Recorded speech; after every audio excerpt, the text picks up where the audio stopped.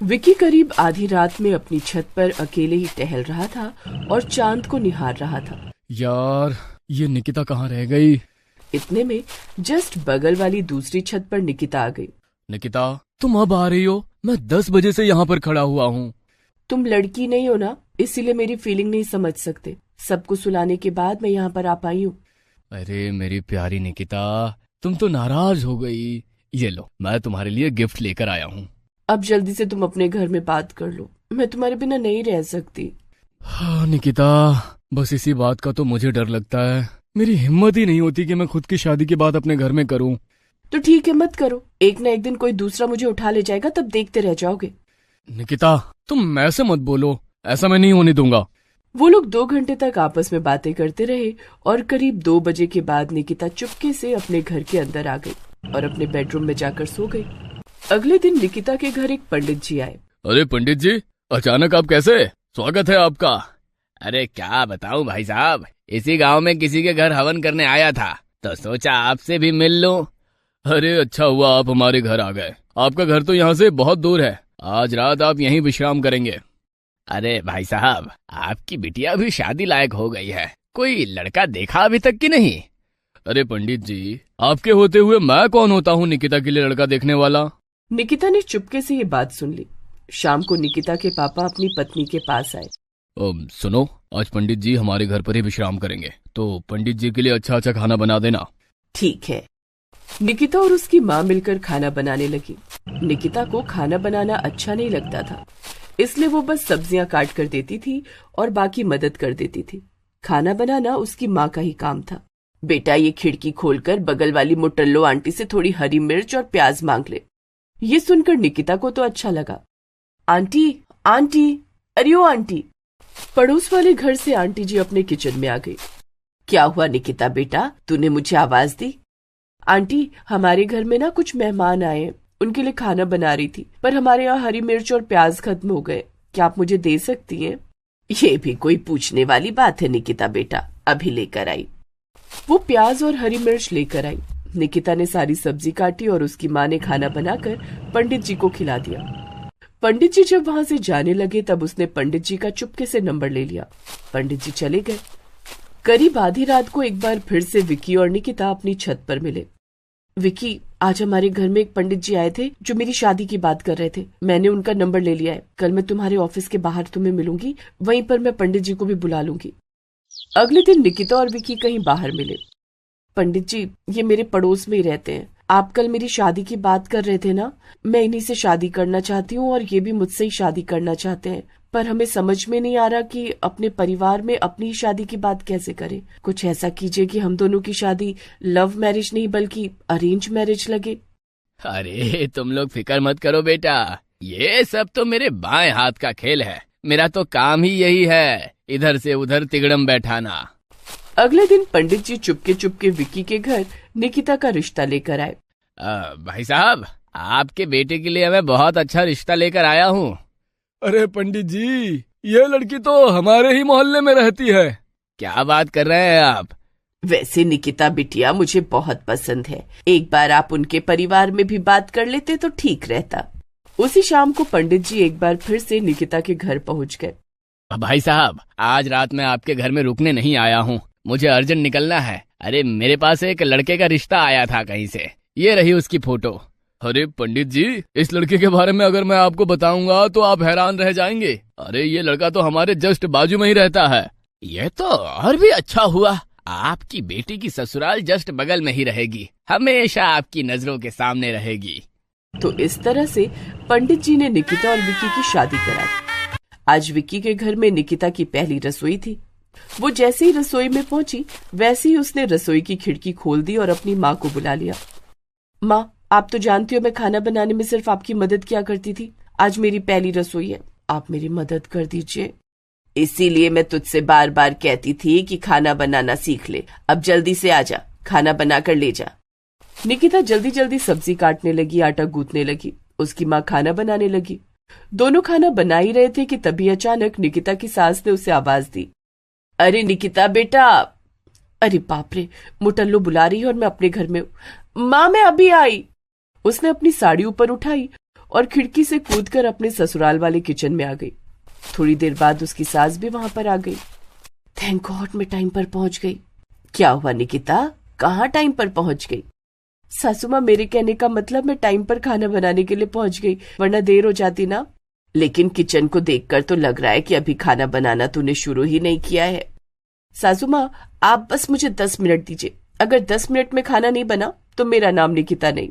नहीं नहीं, इतनी भी जल्दी नहीं है बेटा, जल्दबाजी में खाना मत चला देना। इतना कहकर निकिता की सास वहां से चली गई। इस बार निकिता ने अपने किचन का दरवाजा अंदर से लॉक कर लिया और खिड़की के सहारे अपने मायके में चली गई।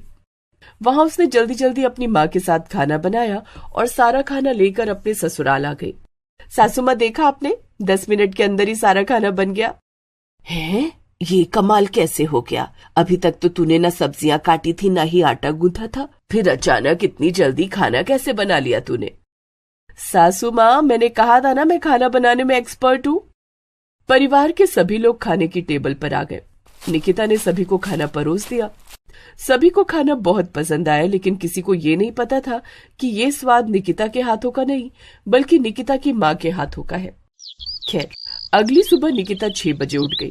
वो भागकर किचन गई और खिड़की खोलकर अपने मायके चली गई। वहां पर उसने माँ के साथ मिलकर खाना, चाय, नाश्ता बनाया और सब कुछ लेकर ससुराल आ गई। ये सब अब रोज का काम हो चुका था। जब भी खाना बनाने की बारी आती, वो चुपके से किचन का दरवाजा बंद करके खिड़की के सहारे मायके चली जाती और अपनी माँ से सारा खाना बनवा कर ले आती। एक दिन उसकी सास को उस पर शक हुआ। किचन में ना ही कभी गैस जलने की आवाज आती है, ना ही कुकर की सीटी की। किचन हमेशा ही साफ सुथरा बना रहता है। आखिर निकिता खाना बनाती कैसे है? आज तो पता करके रहूंगी। जब भी ये खाना बनाने जाती है, किचन का दरवाजा अंदर से बंद कर लेती है। उसकी सास ने किचन के दरवाजे की कुंडी अंदर से तोड़ दी। रात का खाना बनाने के लिए जैसे ही निकिता किचन की खिड़की खोलकर अपने मायके चली गई, वैसे ही उसकी सास भी पीछे से आ गई और वो भी खिड़की के सहारे मायके जाने लगी। लेकिन मोटे होने की वजह से वो खिड़की में ही फंस गई और जोर जोर से चिल्लाने लगी, बचाओ, अरे बचाओ, मैं फंस गई हूँ, बचाओ। इतने में निकिता वहां पर आ गई। विकी और उसके पिता भी वहां पर आ गए। निकिता, तुम यहीं थी? इतनी जल्दी अपने मायके कैसे पहुंच गई? इस खिड़की के जरिए, और कैसे। मैं तो सोच रही थी किचन में खाना बना रही होगी, लेकिन किचन तो साफ सुथरा पड़ा है। निकिता हर रोज इस खिड़की के सहारे अपनी माँ के घर जाती है और उसकी माँ खाना बना कर देती है, वही लेकर चली आती है। मुझे जल्दी से इस खिड़की से निकालो, मैं फंस गई हूँ। विकी और उसके पिता उन्हें बाह पकड़कर खींचते रहे, लेकिन वो इतनी ज्यादा मोटी थी कि ना इधर निकल पा रही थी ना उधर।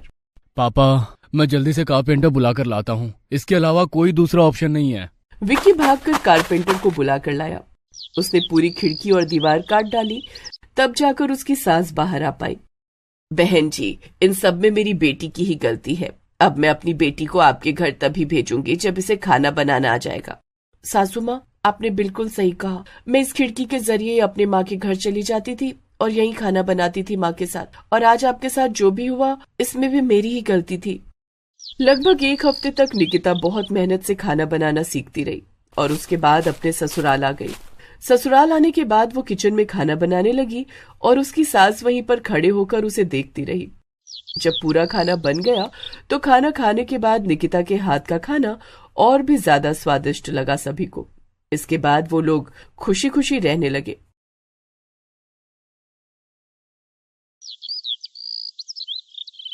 तुम दिन भर यहाँ बैठे बैठे हुक्का पिया करते हो, कभी अपनी बेटियों का भी ख्याल कर लिया करो। तुम्हारे कहने का क्या मतलब है? मुझे अपनी बेटियों का ख्याल नहीं है क्या? अरे, मेरे कहने का मतलब वो नहीं था। मैं तो ये कह रही हूँ कि हमारी तीनों बेटियां जवान हो चुकी हैं। उनकी शादी ब्याह के बारे में कभी सोचा है आपने? अभी तक तो आसपास के लोग और हमारे रिश्तेदार ही हमारी बेटियों की शादी करने के पीछे पड़े थे। आज तुम भी? हमारी बेटियां बहुत सीधी सादी हैं। वो अपनी शादी की इच्छा खुद तो हमें जताएंगी नहीं। हमारी और आपकी शादी तो 16 साल की उम्र में ही हो गई थी। हाँ, तुम बिल्कुल सही कह रही हो। ये बात तो मैंने कभी सोचा ही नहीं। मैं आज ही पंडित जी को बुलाता हूँ और अपने तीनों बेटियों की एक साथ शादी कर देता हूँ। हाँ, ये भी सही रहेगा। अपने माता पिता की ये सब बातें उन तीनों बेटियों राधा, मोहिनी और आशी ने सुन ली। वो तीनों अपने पिता के सामने तो कुछ बोल नहीं सकती थी, इसलिए रात में उन्होंने अपनी माँ से कहा, माँ, आप और पिताजी हमारे लिए जो भी लड़का पसंद करेंगे हम तीनों उससे शादी कर लेंगे, लेकिन हमारी सास बहुत ज्यादा पुराने जमाने की नहीं होनी चाहिए। क्यों? मैं भी तो पुराने जमाने की हूँ। पुराने जमाने से क्या मतलब है तुम तीनों का? अरे माँ, मैं पुराने जमाने की बात नहीं बल्कि पुराने टाइप की सास की बात कर रही हूँ। जैसे पुरानी सास अपनी बहू पर जुल्म करती थी, उनके सारे गहने रख लिया करती थी, उनसे अपनी सेवा करवाया करती थी और एक पल के लिए भी घर के बाहर नहीं निकलने दिया करती थी। ऐसी सास हमें बिल्कुल नहीं चाहिए। अरे फिक्र मत करो बेटा, आजकल ऐसी सास कहाँ होती है। ऐसी पुरानी घटिया सोच रखने वाली सास तो मैं खुद नहीं चाहती।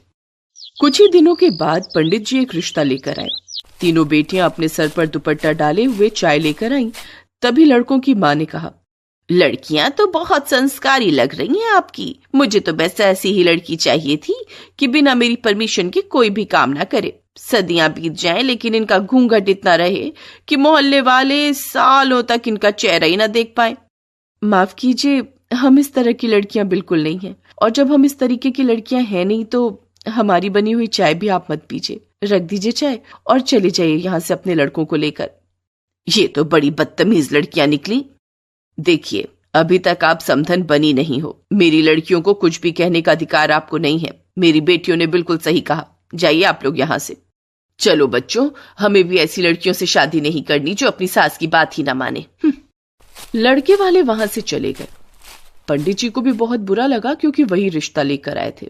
इन लोगों को मॉडर्न सास चाहिए ना। ऐसी खतरनाक मॉडर्न सास लेकर आऊंगा कि इन तीनों बेटियों को खुद पर भी शर्म आने लगेगी। पंडित जी भी वहां से उठकर चले गए। कुछ महीनों बाद पंडित जी बहुत ही मॉडर्न रिश्ता ढूंढ कर लाए। भाई साहब, इन तीनों लड़कों से मिलिए। आप लोगों को मॉडर्न सास चाहिए थी ना। इन तीनों की माँ बहुत मॉडर्न है। लेकिन पंडित जी, होने वाली समधन जी तो आई ही नहीं। अरे बात दरअसल ये है कि उनकी थोड़ी तबीयत ठीक नहीं है, इसलिए वो नहीं आ पाई। पर फिक्र मत करो, मेरी पत्नी आपकी तीनों बेटियों से भी ज्यादा मॉडर्न है। वो कभी इन तीनों को किसी बात के लिए नहीं रोकेगी, बल्कि हमें उसे रोकना पड़ता है। उसकी तीनों बेटियां ये सब सुन रही थी और तुरंत चाय नाश्ता लेकर आ गई। विक्की, सिद्धार्थ और अर्जुन को वो तीनों लड़कियां पसंद आ गई।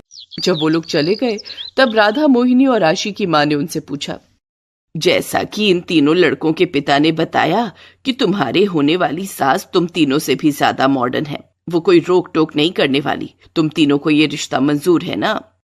हाँ, अगर हमारी सास खुले विचारों की है तो हमें ये रिश्ता मंजूर है। तो इस तरह विक्की, सिद्धार्थ और अर्जुन की शादी राधा, मोहिनी और आशी के साथ हो गई। जब तीनों विदा होकर घर पहुंची तब गृह प्रवेश के समय उसकी मॉडर्न सास उनका स्वागत करने के लिए आई। वो बहुत ही शॉर्ट कपड़े पहने हुए थी। तुम तीनों ने इतना लंबा घूंघट क्यों डाल रखा है? जरा अपना घूंघट उठाकर अपनी सास का फिगर तो देखो और जल्दी से अंदर आओ। तीनों बहुओं ने अपना घूंघट उठाकर सामने नजर डाली तो उनकी सास मिनी टॉप में थी। तीनों बहुएं अंदर आ गई। तुम तीनों फ्रेश हो जाओ, मेरी कुछ फ्रेंड्स आ रही हैं, उनके लिए अगर चाय नाश्ता बना सको तो बना दो, क्योंकि इसके बाद हमें पार्टी के लिए क्लब जाना है। वहां पर रम या विस्की तो पी ही लेंगे। ये सब सुनकर राधा, मोहिनी और आशी की आंखें फटी की फटी रह गई। मोहिनी, आशी, हम लोग मॉडर्न सास चाहते थे, पर ये तो हद से ज्यादा मॉडर्न निकली। आज तक हम कभी क्लब नहीं गए और हमारी सासू माँ क्लब में रम और विस्की पीने की बात कर रही हैं। शायद इसी को कहते हैं बूढ़ी घोड़ी लाल लगाम। खैर, तीनों बहुएं अपनी सास के लिए चाय बनाकर लाई। माँ जी, ये रही आप लोगों की चाय। अरे, तुम लोगों ने इतना लंबा घूंघट क्यों डाल रखा है? आजकल सब चलता है। शादी तक तो ठीक था, 4 दीवारी के अंदर तो कम से कम घूंघट मत डालो। तुम्हारी तरह हमारी बहुएं बेशर्म नहीं है। उनके सामने उनका ससुर बैठा हुआ है, वो अपना घूंघट भला कैसे हटा सकती है? इतने में उनकी सास की कुछ मॉडर्न सहेलियां आ गई। उन लोगों ने भी शॉर्ट कपड़े पहने हुए थे। तुम तीनों अब आ रही हो, इनसे मिलो। ये मेरी तीनों बहुएं हैं। क्या बात कर रही है तू? ये तीनों तेरी बहुएं हैं? हमें तो लगा कि ये तेरी दादी माँ की सहेलियां हैं। अच्छा, तुम लोग यहीं बैठो, मैं अभी नहा कर आई। उनकी सास नहाने चली गई। इतने में वहां पर उनके तीनों बेटे भी आ गए। वो वहीं सोफे पर बैठ गए। अरे आंटी, कहाँ जाने की तैयारी है? पहली बात तो तू मुझे आंटी कहना बंद कर दे। मैं किस एंगल से तुझे आंटी लगती हूँ? ऊपर से नीचे तक पूरी खाल तो लटक चुकी है आप लोगों की, इतने छोटे छोटे कपड़े क्यों पहनती हो? इतने में सिद्धार्थ के कुछ दोस्त भी वहां पर आ गए। उनके आते ही तीनों बहुएं वहां से चली गई। यार तुम तीनों की बीवियां तो बहुत संस्कारी है। इतने में सिद्धार्थ की माँ टॉवल में ही बाहर आ गई। उनके दोस्तों की आंखें फटी की फटी रह गईं। सिद्धार्थ के पिता को बहुत गुस्सा आया। अरे माँ, ये सब क्या कर रही हो? देख रही हो ना, यहाँ पर मेरे दोस्त बैठे हुए हैं और आप टॉवल में ही बाहर आ गई। अरे तो क्या हुआ, मैं बिना कपड़े के तो नहीं आई ना। मैं टेबल पर अपना शैम्पू भूल गई थी, वही लेने आई हूँ। वो अपना शैम्पू लेकर वहां से चली गई। यार तेरी माँ तो बहुत हॉट है। तुझे शर्म नहीं आती मेरी माँ को ऐसे बोलते हुए? तेरी माँ को शर्म नहीं आती इस तरह हमारे सामने आते हुए? चलो दोस्तों चलते हैं यहाँ से। मोहल्ले के सारे लड़के और बुढ़े इसकी माँ को घूरते रहते हैं, तब इसको कोई फर्क नहीं पड़ता। हमने जरा सा मजाक क्या कर दिया, इसे तो आग लग गई। इतना कहकर उसके दोस्त वहां से चले गए। इतने में उसकी माँ तैयार होकर आई और अपनी सहेलियों के साथ क्लब चली गई। तभी सिद्धार्थ के पिता ने कहा, बेटा, तेरे दोस्तों ने जो भी कहा बिल्कुल सही कहा।